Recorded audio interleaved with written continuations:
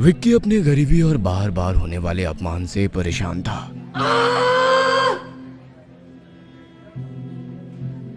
ये क्या है विक्की? ये तो बस सस्ता सा गुलाब है। नताशा के दोस्त ठहाके लगाते हैं, विक्की को शर्मिंदा करते हुए। अरे वाह, गरीबों का राजा ने अपनी रानी के लिए क्या भेंट ला दी है। विक्की, क्या तुमने सोचा था कि मैं तुम्हारे जैसे गरीब लड़के के सस्ते तोहफे से खुश हो जाऊंगी? मुझे तो ऐसे तोहफे चाहिए जो मेरी सुंदरता के बराबर हो, समझे? नताशा, मैं तुम्हें खुश करना चाहता था। अपमानजनक लहजे में नताशा विक्की से कहती है। खुश करना? तुम मुझे ऐसे खुश करोगे इस सस्ते गुलाब से? तुम तो खुद ही एक बोझ हो। चले जाओ यहाँ से। अरे मुंह क्या देख रहे हो? जाओ। क्या फायदा ऐसी जिंदगी का जिसमें ना पैसा है ना प्यार। आए दिन हर कोई मजाक उड़ाता है। वैसे जिंदगी से तो मौत ही अच्छी है। तभी उसके कंधे पर किसी ने हाथ रखा। विक्की चौंक गया।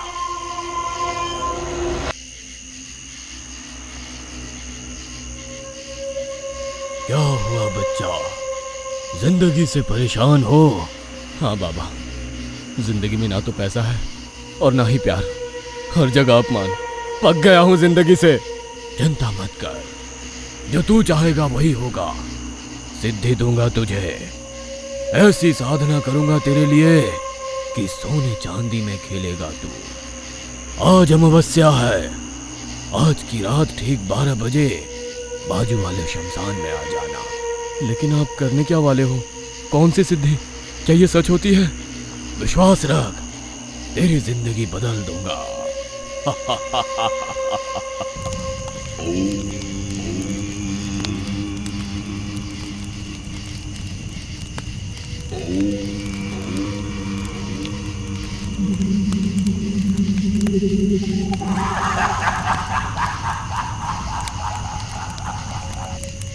आ गई तेरी कर्ण पिशाचनी, तुझे जो चाहिए ये देगी, सिर्फ इसे नाराज मत करना।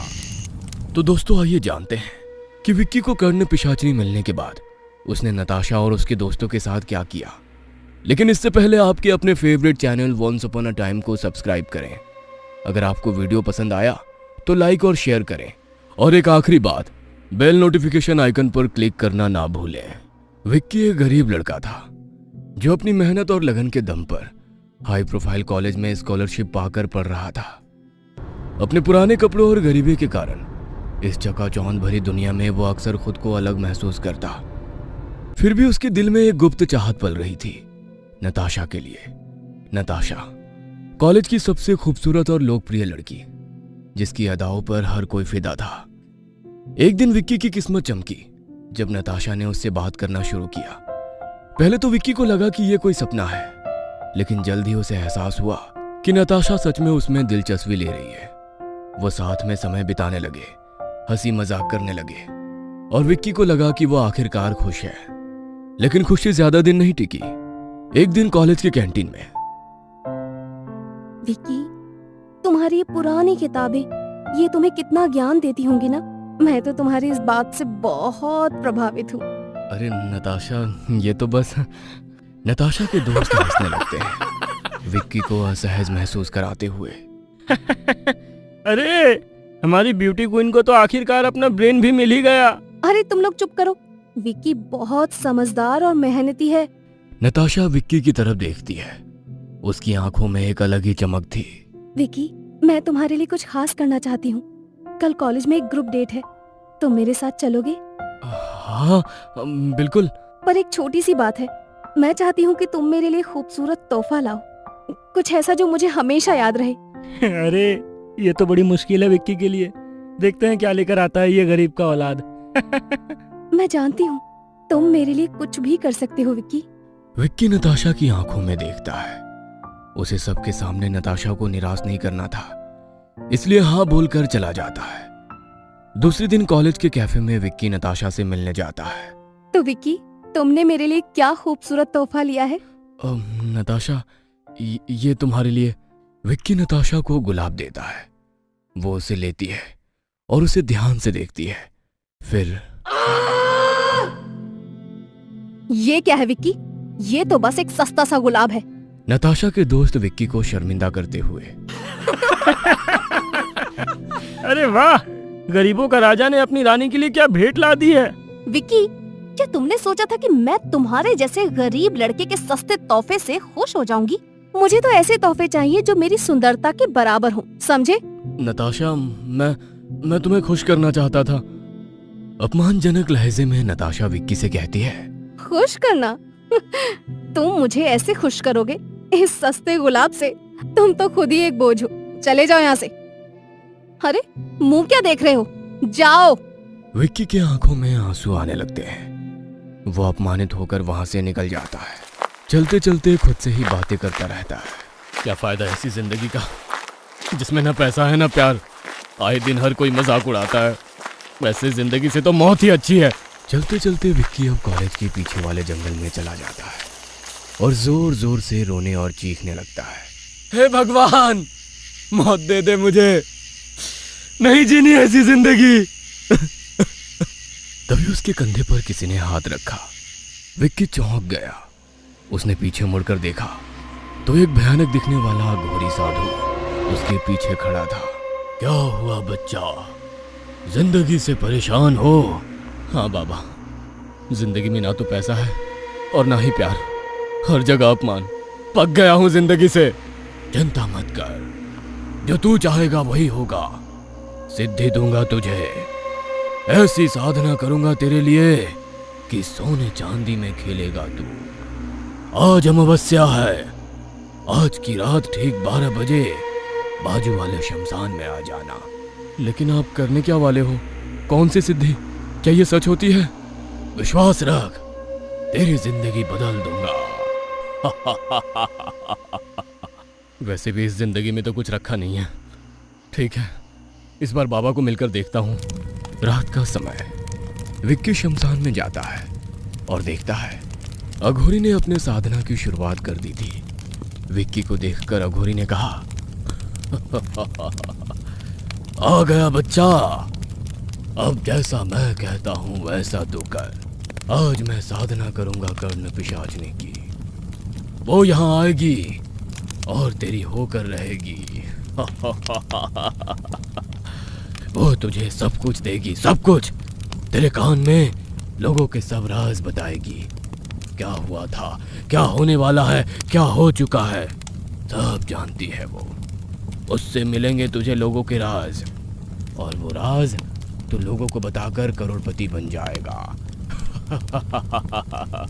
विक्की कपड़े उतारकर अघोरी के सामने बैठ जाता है और अघोरी जैसा कहता है वैसे मंत्र जाप करने लगता है। तभी एक काला धुआं उस जलती हुई आग से बाहर आता है और वो धुआं एक सुंदर लड़की में परिवर्तित हो जाता है।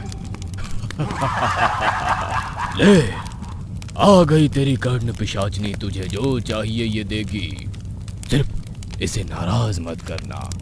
बाबा ने कर्ण पिशाचनी तो दे दी, लेकिन पैसा कैसे निकलेगा ये नहीं बताया। तभी कर्ण पिशाचनी वहां आ जाती है और विक्की को उसके पास जो भी है, जितना भी है, सब कुछ शेयर मार्केट में लगाने बोलती है और विक्की वैसे ही करता है। देखते ही देखते विक्की का पैसा 5 से 7 गुना हो जाता है। ऐसा सिलसिला रोज चलता रहा।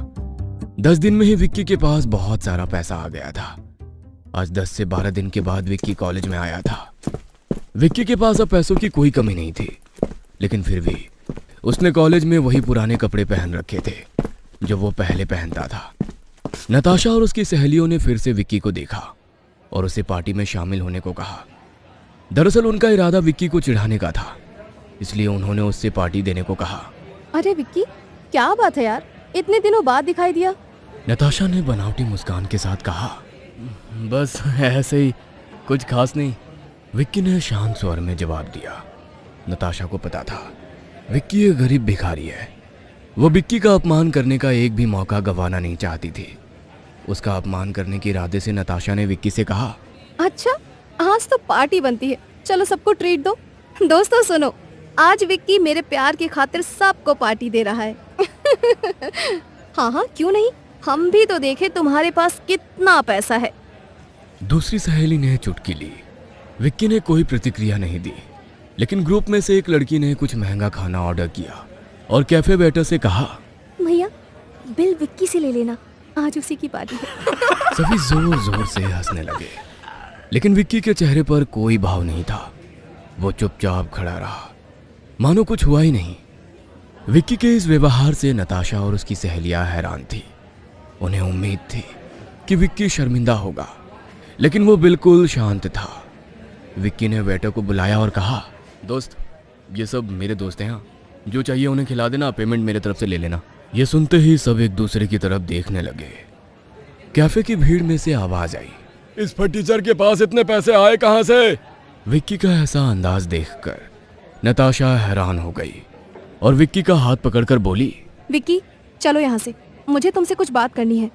नताशा विक्की का हाथ पकड़कर कॉलेज के गार्डन में लेकर जाती है। विक्की कहाँ थे इतने दिन? कितनी फिक्र हो रही थी मुझे तुम्हारी। अगर नेक्स्ट टाइम से ऐसे बिना बोल के कहीं गायब हो जाओगे ना, तो देखना मैं तुमसे फिर कभी बात नहीं करूंगी। नताशा का ये चेंज बिहेवियर विक्की को समझ में आ रहा था, लेकिन विक्की शांत था। कुछ तो बोलो विक्की। अच्छा तुम उस दिन के लिए नाराज हो? सॉरी, वो तो ऐसे ही मजाक कर रहे थे। लेकिन ठीक है, अगर तुम्हें वैसा मजाक ठीक नहीं लगता है तो उसके लिए I am sorry, I am very sorry. आगे से ऐसा नहीं होगा। बस नताशा बस, क्यों कर रही हो तुम ये सब मेरे साथ? तुमने मेरे प्यार का मजाक उड़ाया है। सॉरी ना विक्की, प्लीज। ठीक है, लेकिन आगे से ऐसा मजाक मत करना। अच्छा विक्की, बाबू ये बताओ ना कि तुम्हारे पास इतने पैसे कहाँ से आए? शेयर मार्केट में मुझे 20 लाख का प्रॉफिट हुआ है। ये सुनकर नताशा के होश उड़ जाते हैं। बातें करते करते शाम होती है। विक्की अपने घर चला जाता है और नताशा अपने हॉस्टल में जाती है। नताशा अपने रूममेट से कहती है, यार सुनना, ये फटीचर विक्की के पास 20 लाख रुपए हैं। चलना कुछ प्लान बनाते हैं जिससे वो पैसे मेरे अकाउंट में आ जाएं। नताशा अपने हॉस्टल के कमरे में अपनी सहेली रिया के साथ बैठी थी। उसके चेहरे पर एक शातिर मुस्कान थी, जो उसके मन में चल रही कुटिल योजनाओं की गवाही दे रही थी। रिया, मैं तुझे सच बताती हूँ, विक्की के लिए मेरा प्यार सिर्फ एक नाटक है। मैं उसे अपने जाल में फंसा रही हूँ। लेकिन नताशा, तुम तो पिछले कुछ दिनों से उसके साथ इतना प्यार से पेश आ रही थी, ये सब क्या है? अरे वो बेवकूफ मुझ पर फिदा हो गया है। उसे लगता है कि मैं सच में उससे प्यार करती हूँ, और जब वो पूरी तरह मेरे प्यार में गिर जाएगा ना, तब मैं उसका सारा पैसा हड़प लूंगी। लेकिन तुम ये कैसे करोगी? नताशा ने रिया के कान में अपनी योजना का खुलासा किया। रिया नताशा की चालाकी से हैरान थी। उसने कहा, लेकिन नताशा, क्या तुम्हें नहीं लगता कि ये बहुत गलत है? विक्की तुम्हारे साथ सच्चा है। अरे वो तो एक बेवकूफ है, उसे जो करना है करने दो। मैं बस अपने फायदे के लिए उसे इस्तेमाल कर रही हूँ, और एक बार जब मैं उसका सारा पैसा हड़प लूंगी ना, तो वो मेरे लिए किसी काम का नहीं रहेगा। नताशा और रिया दोनों हंसने लगी।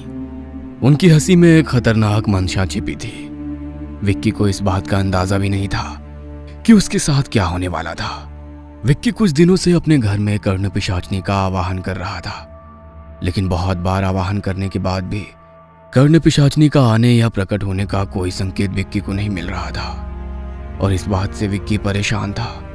उसने सोचा कि क्यों ना फिर से एक बार अघोरी बाबा से मिल लिया जाए। तभी विक्की के फोन की रिंग बजी। विक्की, कहाँ हो यार? कब से तुम्हारा फोन ट्राई कर रही हूँ, अब जाके कहीं फोन लगा है। नताशा, फोन तो चालू है मेरा, पता नहीं शायद नेटवर्क प्रॉब्लम होगा। अच्छा ठीक है, तुम्हें पता है ना विक्की, कॉलेज का एनुअल फंक्शन जल्द ही आने वाला है। चलो ना कहीं शॉपिंग करने चलते हैं। अब ठीक है, तुम मुझे कॉलेज के गेट पर मिलो, हम वहां से चलते हैं साथ में। ठीक है, जल्दी आ जाना, मैं तुम्हारा वेट करूंगी। विक्की ने फोन काट दिया और अपनी बाइक लेके कॉलेज के गेट के पास पहुंचा।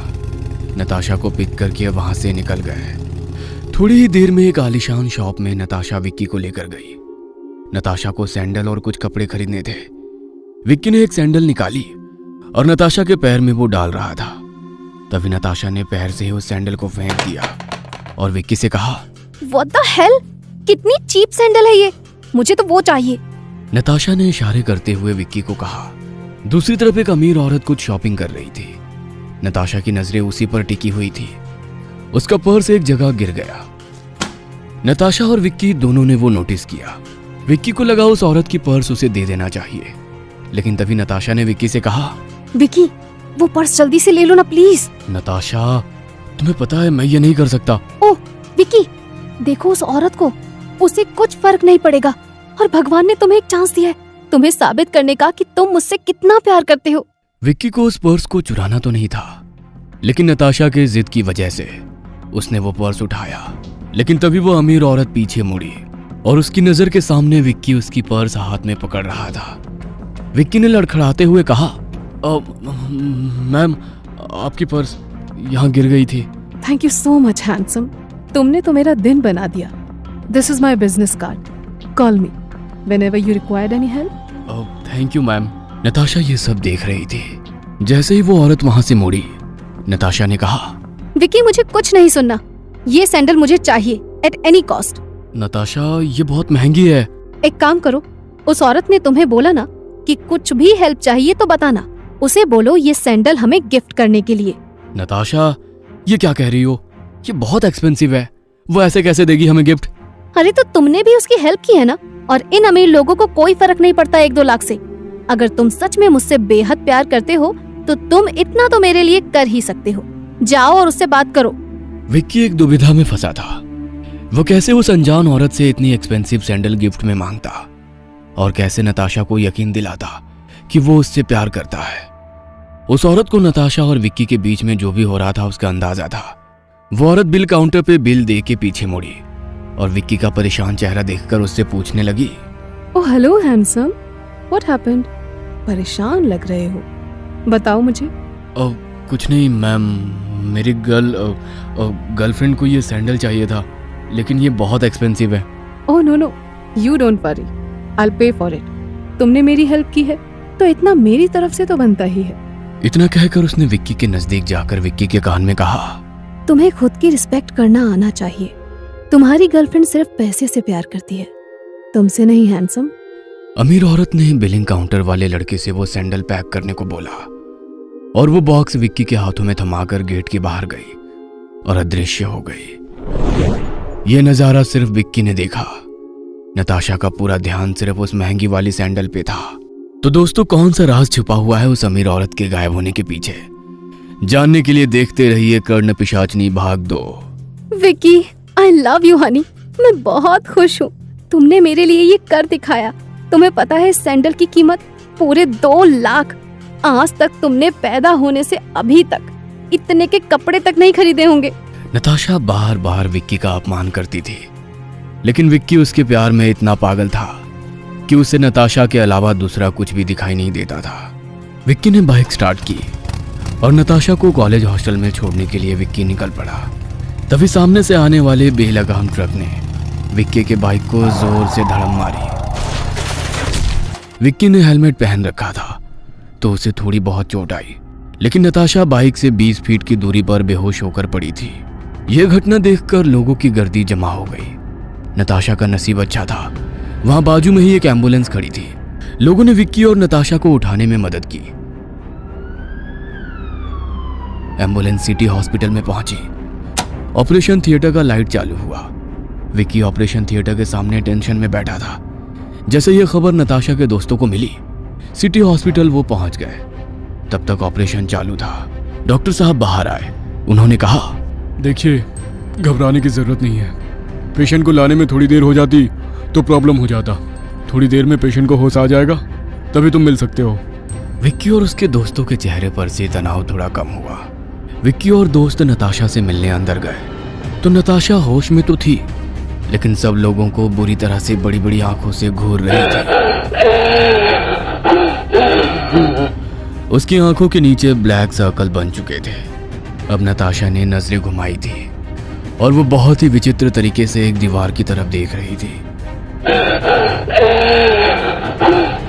जैसे ही विक्की ने नताशा से पूछा, नताशा तुम ठीक तो हो? नताशा ने एकदम से विक्की की तरफ घूरते हुए देखा और चिल्ला के बोली, मैं नताशा नहीं हूँ। यह आवाज ऐसा था मानो लड़का और लड़की दोनों एक साथ बोल रहे हैं। सब लोग एक दूसरे की तरफ देखने लगे।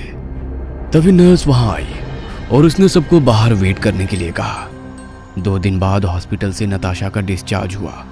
विक्की और नताशा के दोस्तों ने नताशा को एक ऐसे फ्लैट में लेकर गए जहां वो आराम से रह सकती थी, लेकिन इन सब में नताशा कुछ बोल नहीं रही थी, सिर्फ एक जगह पर देख के घूरती जा रही थी। किसी को कुछ समझ नहीं आ रहा था। नताशा, ये तुम्हारी टैबलेट्स हैं। डॉक्टर ने कहा है तुम जल्दी ठीक हो जाओगी। मैंने तुम्हें पहले भी बोला है, मैं नताशा नहीं हूँ। ये मेडिसिन की कोई जरूरत नहीं है। मुझे खाना दो जल्दी से।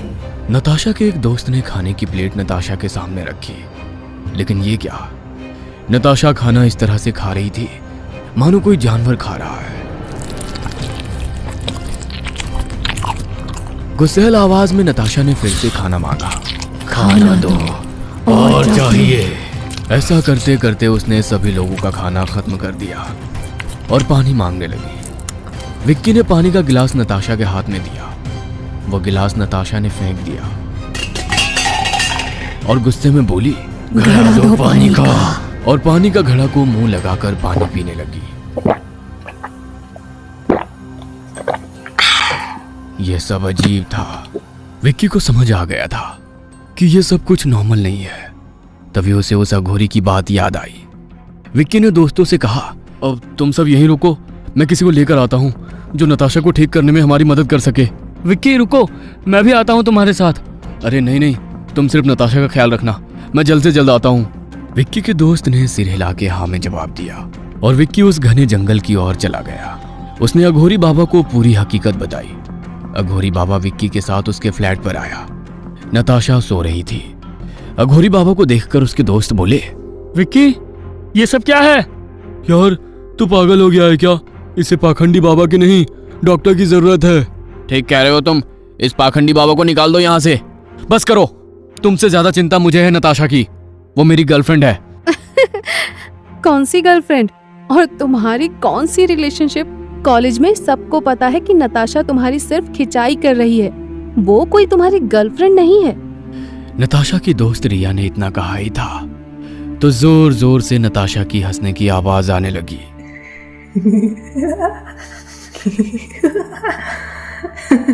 उसने अघोरी बाबा को देखकर कहा, सबको मार डालूंगी मैं।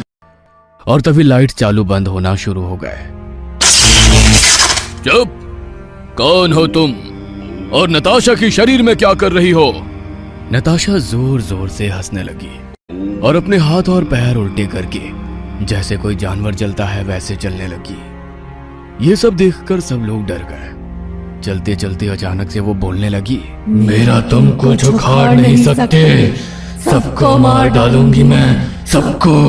अब धीरे धीरे वो दीवार पर चढ़ रही थी। अघोरी बाबा ने अपने हाथ में राख ली और नताशा के ऊपर फूंक दी तो नताशा दीवार से नीचे गिर गई। अघोरी बाबा ने सबको कहा, इसे रस्सी से बांध दो।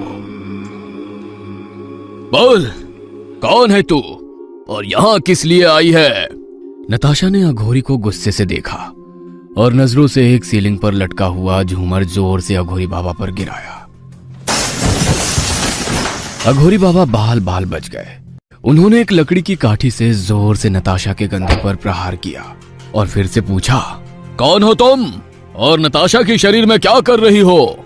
नताशा रोने लगी और विक्की को बुलाने लगी। विक्की, प्लीज मुझे बचा लो, ये पाखंडी मुझे मार रहा है, प्लीज प्लीज मुझे बचा लो प्लीज। विक्की उसकी तरफ जाने ही वाला था तो अघोरी बाबा ने उसे रोका और फिर से लाठी से एक जोरदार प्रहार नताशा पे किया और मंत्र कहकर पानी नताशा पे छिड़का। तभी नताशा ने कहा, मेरा नाम रोहिणी है और मैं इसके शरीर में नहीं आई, बल्कि ये मुझ पे लेटी थी और अब ये शरीर में नहीं छोड़ूंगी। नताशा तुम पे कैसे लेटी? सिटी हॉस्पिटल में जो बेड पर मेरी मौत हुई वहां से मेरी बॉडी तो लोग ले गए, लेकिन फिर भी मैं वहीं थी और वहीं पे नताशा को लाकर मेरी आत्मा पर अस्पताल वालों ने लिटा दिया। अब मुझे नया शरीर मिला है, इसे मैं नहीं छोड़ूंगी। अघोरी बाबा कुछ मंत्र कहकर अपने कमंडल से पानी हाथ में लेकर अघोरी बाबा नताशा पर छिड़कते हैं और बोलते हैं, छोड़ दे इसे। तभी अचानक से एक काला धुआं नताशा के शरीर से निकलकर खिड़की से बाहर चला जाता है और नताशा बेहोश होकर नीचे गिर जाती है। अघोरी बाबा पानी का छिड़काव नताशा के चेहरे पर करते हैं और नताशा को होश आ जाता है। मैं कहाँ हूँ विक्की? और तुम सब लोग यहाँ? मैं यहाँ कैसे? बहुत दर्द हो रहा है। नताशा, तुम चिंता मत करो, कुछ नहीं हुआ। तुम सिर्फ अभी आराम करो, बाकी बातें बाद में करेंगे। विक्की नताशा को बेड पे सुला के अघोरी बाबा को लेकर बाहर चला जाता है। उसके साथ सभी दोस्त भी अपने अपने घर निकल जाते हैं। बाबा, ये क्या था? सच में कोई भूत नताशा पर हावी हो गया था? हाँ बेटा, वो सच में एक भूतनी थी और उसे तेरे कर्ण पिशाचनी ने भेजा था। लेकिन बहुत दिनों से मैं कर्ण पिशाचनी का आवाहन कर रहा हूं, लेकिन वो मेरे सामने आती ही नहीं। बेटा, वो हमेशा तुम्हारे आसपास रहती है। अघोरी बाबा ने आंखें बंद कर ली और कुछ मंत्र जाप किया तो उन्हें वो आलीशान शॉप दिखा जहां विक्की और नताशा शॉपिंग के लिए गए थे, और वो एक अमीर औरत। बाबा ने आंखें खोली और विक्की से कहा, जिससे तुम आज सुबह मिले थे उस दुकान में, पता है वो कौन थी? क्या वो कर्ण पिशाचनी थी और हमारा एक्सीडेंट उसने करवाया है? बिल्कुल सही, उस औरत के रूप में कर्ण पिशाचनी थी। वो तुम्हें नहीं, नताशा को मारना चाहती थी, क्योंकि तुम उससे प्यार करते हो। तुम्हें वो सब कुछ देगी, लेकिन किसी से प्यार करने नहीं देगी, ना नताशा से, ना तुम्हारे परिवार से। तभी विक्की का फोन बजता है। हेलो विक्की, तुम जल्दी से गांव आ जाओ, तुम्हारे पापा की मानसिक संतुलन खो गई है। यहाँ नताशा रिया को फोन करती है और कहती है, हेलो रिया, ये फटीचर विक्की के फ्लैट से मुझे लेकर चलो। और ऐसा क्या हुआ था जो तुम सब लोग मुझे यहाँ ले आए? तो दोस्तों, कर्ण पिशाचनी विक्की के परिवार के साथ क्या करने वाली है, और नताशा अब भी विक्की से इतनी नफरत क्यों करती है? क्या नताशा को अपने साथ घटी घटना का पता चलने पर नताशा विक्की के प्यार को एक्सेप्ट करेगी? क्या विक्की अपने फैमिली को बचा पाएगा? जानने के लिए देखिए कर्ण पिशाचनी का अगला एपिसोड। अब नताशा के दोस्तों को भी समझ आ गया था कि विक्की गरीब तो जरूर है, लेकिन दोस्ती एकदम पक्की निभाता है। अब सारे नताशा के दोस्त विक्की के भी दोस्त बन गए थे। फोन रखते ही विक्की की आंखों में छलके आंसुओं ने राहुल को बिना कुछ पूछे ही सब समझा दिया था। उसने बिना देरी किए अपनी कार निकाली और विक्की के मना करने के बावजूद उसे अपने साथ गांव चलने के लिए मना लिया। इस बीच राहुल का जिगरी यार योगेश भी इस अनजान सफर में उनके साथ शामिल हो गया। विक्की की मनस्थिति चिंता से घिरी हुई थी। पिता की हालत के बारे में अनिश्चितता उसे अंदर ही अंदर खाए जा रही थी। कॉलेज और गांव के बीच की अथाह दूरी इस समय और भी लंबी लग रही थी, मानो हर एक मील उसके दिल पर एक बोझ लाद रहा हो। योगेश, जो कि विक्की की बेचैनी को भांप रहा था, उसे दिलासा देते हुए बोला, अरे यार, टेंशन मत ले, हम सब तेरे साथ हैं। फिर राहुल की ओर मुड़कर उसने कहा, राहुल यार, कोई गाना लगा दे, रात काफी हो गई है, नींद नहीं आएगी। विक्की ने भी राहुल की बात का समर्थन किया। हाँ यार, कुछ गाने बजा दे, हमें तो गाड़ी चलानी भी नहीं आती, सफर भी लंबी है। राहुल ने कार के म्यूजिक सिस्टम पर कुछ सुकून देने वाले गाने चला दिए, जिसकी धुनों ने कुछ देर के लिए ही सही विक्की की चिंता को हल्का कर दिया। 4-5 घंटे बीत चुके थे और अब वे घने जंगल के रास्ते पर थे। राहुल की आंखें नींद से बोझिल हो रही थी, जिसके कारण कार अनियंत्रित होकर लहराने लगी। झटके से जागते हुए उसने स्टीयरिंग संभाला, लेकिन तब तक देर हो चुकी थी। एक जोरदार धमाके के साथ कार एक विशाल पेड़ से जा टकराई। अरे ये क्या हो गया? विक्की ने घबराकर पूछा। यार, नींद आ रही थी तो पहले बता देते। योगेश झुंझुलाते हुए बोला, कोई जगह रुककर आराम कर लेते, अब इस सुनसान जंगल में कौन हमारी मदद करेगा? राहुल ने अपराध बोध से भरी आवाज में कहा। हाँ, सब मेरी गलती है, मुझे नहीं आना चाहिए था तुम्हारे साथ। विक्की ने स्थिति को समझते हुए कहा, भाई अब गुस्सा करने से क्या होगा, ये सोचो कि अब क्या करें। तभी उनकी नजर सामने से आते हुए एक बूढ़े व्यक्ति पर पड़ी। उसके हाथ में एक लालटेन थी, जिसकी रोशनी में उसका चेहरा रात के अंधेरे में और भी डरावना लग रहा था। राहुल ने हिम्मत जुटाकर उस बूढ़े व्यक्ति से पूछा, बाबा, क्या यहाँ आसपास कोई मैकेनिक मिलेगा? उस व्यक्ति ने लालटेन की रोशनी में उन तीनों को एक नजर देखा और बोला, बेटा, इतनी रात को इस घने जंगल में मैकेनिक कहाँ से मिलेगा? लेकिन इस गरीब का घर यहीं पास में है, अगर आप चाहें तो रात भर आराम कर सकते हैं, सुबह होते ही कुछ ना कुछ मदद जरूर मिलेगी। उसकी बात सुनकर तीनों दोस्तों को राहत महसूस हुई। थकान और डर से बेहाल उन्हें इस समय बस एक सुरक्षित जगह की तलाश थी। अनजान रास्तों पर उसके पीछे पीछे बढ़ते हुए वे उस बूढ़े व्यक्ति के साथ चल पड़े। कुछ ही देर में वे उस बूढ़े व्यक्ति के घर पहुंच गए। वह घर कम और अंग्रेजों के जमाने की कोई पुरानी हवेली ज्यादा लग रही थी। विशाल लकड़ी के दरवाजे, ऊंची छतें और खिड़कियों पर लगी जंग, लोहे की सलाखें, चारों ओर एक अजीब सा सन्नाटा पसरा था जो उस हवेली की भव्यता के साथ एक विचित्र विरोधाभास पैदा कर रहा था। हवेली के भीतर कदम रखते ही उनकी नजर एक विशाल पेंटिंग पर पड़ी जो दीवार पर शान से लटकी हुई थी। पेंटिंग में किसी राजकुमारी की आकृति उभरी हुई थी जिसकी आंखें मानो उन्हें घूर रही हो। जैसे ही राहुल की नजर उस पेंटिंग पर पड़ी वह एकदम से तिरछी हो गई।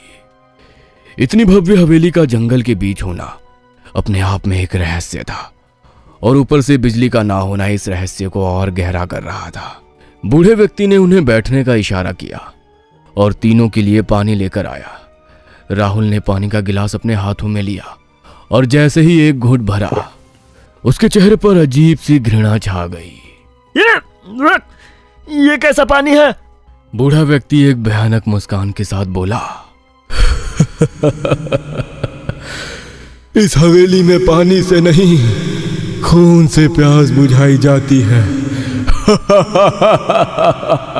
ये कहते हुए वो जोर जोर से हंसने लगा। राहुल डर के मारे गिलास जमीन पर पटक दिया। विक्की और योगेश ये सब देखकर हैरान रह गए। राहुल, क्या हुआ? विक्की ने राहुल को कंधे से पकड़कर हिलाते हुए पूछा। राहुल घबराहट में बोला, मैं तुम्हारे पैर पड़ता हूँ, इधर से अभी के अभी चलो। ये पानी नहीं खून है। इस हवेली में पानी से नहीं खून से प्यास बुझाते हैं। तुमने सुना नहीं इस आदमी ने क्या कहा? राहुल, शायद तुम जरूरत से ज्यादा थक गए हो, इसलिए इस तरह के भ्रम हो रहे हैं तुम्हें। बेटा, तुम्हारा दोस्त सही कह रहा है। तुम सब लोग थक चुके हो, रात भी काफी हो गई है। तुम्हारे पीछे 3 कमरे हैं, उसमें तुम जाकर आराम करो, सुबह मिलते हैं।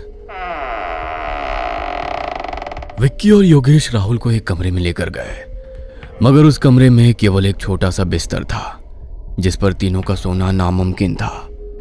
थकान से चूर तीनों अलग अलग कमरों में जाकर सो गए। कुछ ही देर में राहुल की नींद एक अजीब सी आवाज से टूटी। उसके कमरे की जमीन से खटखट की आवाज आ रही थी, मानो कोई जमीन के नीचे जिंदा दफन हो और बाहर निकलने की कोशिश कर रहा हो। पहले तो राहुल ने इसे अपना वहम समझा, लेकिन जब कुछ देर बाद आवाज फिर से आई तो उसके रोंगटे खड़े हो गए। डर के मारे उसने विक्की और योगेश के कमरे में जाकर उन्हें जगाया और अपने कमरे की भयानक घटना बताई। राहुल, विक्की और योगेश तीनों उस कमरे में गए। विक्की ने कमरे में झांकते हुए कहा, राहुल, यहां तो कोई आवाज नहीं आ रही है। योगेश ने भी सहमति जताते हुए पूछा, हाँ राहुल, किस आवाज की बात कर रहे हो? राहुल ने घबराई हुई आवाज में कहा, यार, मैं सच कह रहा हूँ, यहाँ थोड़ी देर पहले जमीन के अंदर से ऐसी आवाज आ रही थी जैसे किसी को अंदर कैद करके रखा है। विक्की ने राहुल को समझाते हुए कहा, राहुल, शायद तुम्हें सपना आया होगा, तुम शांति से सो जाओ और किसी आवाज पर ध्यान मत दो। विक्की और योगेश कमरे से बाहर निकले ही थे कि तभी फिर से वो आवाज आई। राहुल ने डरते हुए कहा, सुना तुमने? अब हो गया ना यकीन मेरी बातों पर कि मैं झूठ नहीं बोल रहा हूँ? विक्की ने भी आवाज सुनकर सहमति जताई। हाँ यार, योगेश ने हैरानी से पूछा, लेकिन यह आवाज जमीन से कैसे आ सकती है? वो आवाज अब जोर जोर से आने लगी। विक्की ने उस आवाज की ओर देखकर पूछा, कौन है वहां? जमीन के नीचे से एक भयानक आवाज गूंजी। ये हवेली मेरी है। विक्की ने डरते हुए पूछा, कौन हो तुम और कहां हो? दिखाई क्यों नहीं दे रही हो? कई साल पहले यहाँ राजवीर नाम के राजा का राज्य था। एक दिन राजा ने मुझे देखा और उसे मुझसे प्यार हो गया। वो मुझे इस हवेली में बंद करके रखता था और किसी से मिलने नहीं देता था। एक दिन एक चोर इस हवेली में घुस आया। मैं नहा रही थी और उसने मुझे देखा और मेरे पास आया, लेकिन तभी राजा वहां आ गया। उसको लगा उस चोर का और मेरा कुछ संबंध है। उसने अपनी तलवार निकाली, हमारी दोनों की गर्दनें उड़ा दी और हमें इस कमरे के नीचे दफन कर दिया। विक्की, योगेश और राहुल तीनों ये बात सुनकर बहुत डर गए। तभी राहुल ने उस आवाज की ओर देखकर कहा, हमारी कोई गलती नहीं है, प्लीज हमें जाने दो। तभी वो आवाज फिर से आई।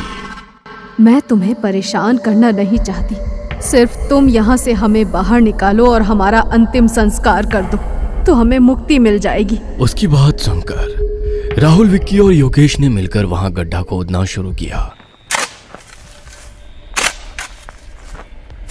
थोड़ी ही देर में उन्हें वहां से कुछ गली सड़ी हड्डियां मिली। उन्होंने हड्डियों का विधिवत अंतिम संस्कार किया। अंतिम संस्कार करके राहुल ने विक्की और योगेश से कहा, हमें यहाँ रुकना नहीं चाहिए। विक्की और योगेश ने भी राहुल की बात से सहमति जताते हुए अपना सामान लिया और गाड़ी की ओर बढ़े। लेकिन ये क्या, गाड़ी एकदम बराबर थी। उस पर एक भी एक्सीडेंट का निशान नहीं था। मानो उस हवेली वाली औरत की आत्मा ने ही ये सब करवाया हो। रुको दोस्तों, वीडियो बंद मत करना, इंटरेस्टिंग स्टोरी तो आगे है। लेकिन आगे की कहानी देखने से पहले आपके अपने favourite channel once upon a time को सब्सक्राइब करना ना भूलें। और ये कहानी आपको कैसी लगी कमेंट करके जरूर बताइए। तीनों कार लेकर निकल चुके थे। घर पहुंचने में अभी 3-4 घंटे का सफर बाकी था। रात के 3 बज चुके थे। तभी विक्की के फोन की रिंग बजी। हेलो। विक्की ने फोन उठाया। दूसरी तरफ से नताशा की आवाज आई। विक्की, रिया ने मुझे सब कुछ बता दिया है। I'm really sorry Vicky. अरे किस बात के लिए नताशा? विक्की, वो सब मैं बाद में बताती हूँ। मैंने फोन तुम्हें इसलिए किया कि रिया, मैं और अघोरी बाबा तुम्हारे गांव आ रहे हैं, ड्राइवर को साथ लेकर। अरे नताशा, सफर काफी लंबा है, तुम आने का कष्ट मत करो, हम लोग संभाल लेंगे। मुझे कुछ नहीं सुनना है, हम लोग निकल चुके हैं और तुम्हारे पीछे ही हैं। कुछ घंटों में ही पहुंच जाएंगे वहाँ। ठीक है, आराम से आना, मैं वेट करूंगा तुम्हारी। विक्की ने फोन काट दिया। गांव का रास्ता शुरू हो गया था। थोड़ी ही देर में विक्की का घर आ गया। उसके बाबा खटिया पर लेटे हुए थे। वैसे तो विक्की के बाबा की शरीर यष्टि एकदम मजबूत थी, लेकिन अचानक से वो एकदम कमजोर हो गए थे, जैसे किसी ने उनके शरीर से उनकी मजबूती छीन ली हो। और धीरे धीरे ऐसे कुछ बोल रहे थे जो किसी को समझ नहीं आ रहा था। देखना विक्की, तेरे बाबा को क्या हो गया है, कैसी कैसी बातें कर रहे हैं। तू चिंता मत कर माँ, मैं आ गया हूं ना, सब ठीक हो जाएगा। बाबा, क्या हुआ है आपको? आ गया बेटा तू, मेरे पास बहुत कम समय बचा है, मैं मरने वाला हूँ, वो मार डालेगी मुझे। कौन मार डालेगी? वो औरत, डायन। कौन औरत? कौन डायन बाबा? विक्की के बाबा बेहोश हो गए। तभी नताशा, रिया और अघोरी बाबा वहां पहुंचे। विक्की ने आप बीती अघोरी बाबा को सुनाई। मंत्रोच्चार के साथ बाबा ने कमंडल से विक्की के पिता पर जल छिड़का। मानो किसी दैवीय स्पर्श से उनके शरीर में स्फूर्ति का संचार हुआ और वे खटिया पर बैठ गए। क्या हुआ है आपको और कौन है वो स्त्री? अघोरी बाबा ने प्रश्न किया। एक दिन मैं खेत में सोने के लिए गया तो रात के करीब 12 बजे एक औरत आई और मेरे शरीर और मेरे पूरे शरीर को उसने गोबर लगाया और मेरे साथ किया। मुझे ये सब समझ आ रहा था, लेकिन मैं कुछ भी नहीं कर पा रहा था। मैं चाहकर भी हिल नींद से नहीं उठ पा रहा था। दूसरे दिन भी वैसा ही हुआ और ये सिलसिला रोज शुरू हुआ। रोज वो रात को आती, मेरे पूरे शरीर पर गोबर लगाती और मुझ करती, और उसने मुझे कहा था कि जिस दिन मैं खेत में नहीं आऊंगा वो दिन मेरे जीवन का आखिरी दिन होगा। अघोरी बाबा ने उसकी बात सुनकर अपनी आंखें बंद कर ली और अपने झोली से एक धागा निकाला। ये लो, डरने की जरूरत नहीं है, आज रात फिर से तुम खेत में जाओ। वो डायन जो कहती है उसे करने दो, सिर्फ उसके दाएं हाथ में ये धागा बांध देना। विक्की के बाबा आज रात खेत में गए और जैसा अघोरी बाबा ने कहा था वैसा ही किया। सुबह हो चुकी थी। विक्की, योगेश, राहुल, नताशा और अघोरी बाबा सब लोग मिलकर खेत में गए। अघोरी बाबा ने विक्की से कहा, विक्की और तुम सब लोग सुनो, अगर विक्की के बाबा को बचाना है तो वो धागा दोपहर 12 बजे से पहले ढूंढना होगा। वो डायन बहुत शक्तिशाली है। अब तक उसे पता चल चुका होगा कि हमने उसके हाथ में यह अभिमंत्रित धागा बांध दिया है। सब लोग वो धागा ढूंढने लगे। बहुत समय बीत चुका था। किसी को उस धागे का नामो निशान कहीं नहीं मिल रहा था। धूप बहुत थी। सब लोग थक कर एक पेड़ के नीचे आ गए। तभी, बाबा जी देखिए, क्या वही धागा है जिसकी हम सबको तलाश है? योगेश ने अपनी उंगली से पेड़ की टहनी की ओर इशारा करते हुए कहा। अघोरी बाबा ने उस धागे को पकड़कर खींचा तो पेड़ की टहनी पर से एक काले कपड़े की गठरी नीचे गिरी। उस गठरी को अघोरी बाबा ने खोला तो आसमान में एक बिजली चमकी। उस गठरी में कुछ हड्डियां थी और उस हड्डियों में एक हड्डी पर वही धागा बंधा हुआ था जो अघोरी बाबा ने विक्की के बाबा को दिया था। अघोरी बाबा ने आंखें बंद कर ली, कुछ मंत्र जाप किया और उस गठरी को जला दिया। जैसे ही उस गठरी पर आग जली, वातावरण एकदम से बदल गया। तूफान आने लगा, बिजली चमकी और उस आग से एक डायन धुआं होके हवा में धुल गई। अब विक्की के बाबा को अंदरूनी ताकत का एहसास हुआ और वो फिर से अपने आप को पहले जैसा महसूस करने लगे। अघोरी बाबा ने विक्की के बाबा को पूछा, क्या ये तुम्हारी पुश्तैनी खेत है? विक्की के पिता ने जवाब दिया, नहीं, यह तो हमने हाल ही में खरीदा था। अघोरी बाबा ने खुलासा किया, वो एक बंजारन थी। उनका काफिला भेड़ बकरियों के साथ इस गांव से उस गांव भटकता रहता था। एक दिन इस खेत के मालिक से उसे प्यार हो गया। वो रोज रात यहीं इसी जगह जहां तुम सोए थे मिलते थे। एक दिन खेत के मालिक ने उसे मार डाला। जब ये बात उसकी माँ को पता चली तो उसने काला जादू कर उसकी हड्डियां इस गठरी में बांध कर इस पेड़ पर टांग दिया। लेकिन अब चिंता की कोई बात नहीं, उसे मुक्ति मिल चुकी है।